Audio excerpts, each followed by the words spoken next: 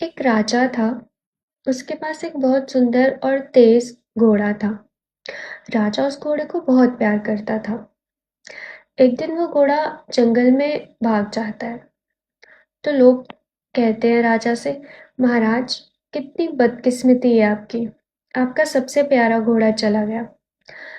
राजा मुस्कुराता और कहता है, शायद अच्छा हुआ हो। भगवान की मर्जी बेहतर होती है। कुछ दिन बाद वही घोड़ा एक और सुंदर घोड़े के साथ वापस आ जाता है।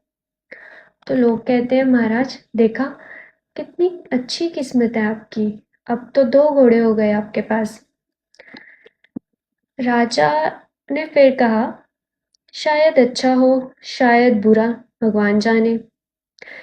एक दिन राजा का बेटा नए घोड़े पर सवारी कर रहा था।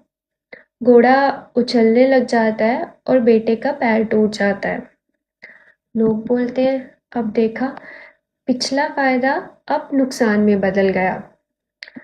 राजा ने फिर कहा, शायद अच्छा हो, भगवान जाने।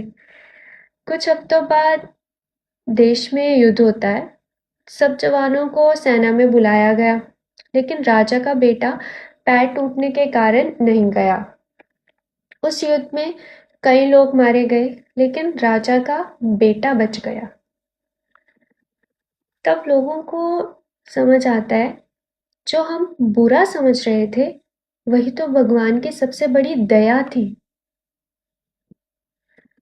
तो इससे हमें ये सीख मिलती है, कभी कभी भगवान हमारे जीवन में कुछ चीजें ले जाता है, कुछ देर करता है या कुछ बदल देता है, पर हर बार वो हमेशा हमारे भले के लिए ही करता है। हम उस वक्त समझ नहीं पाते हैं कि इसमें हमारा भला हो रहा है या नहीं, बट वो डिले हमेशा कुछ ना कुछ हमारे भले के लिए ही करता है भगवान।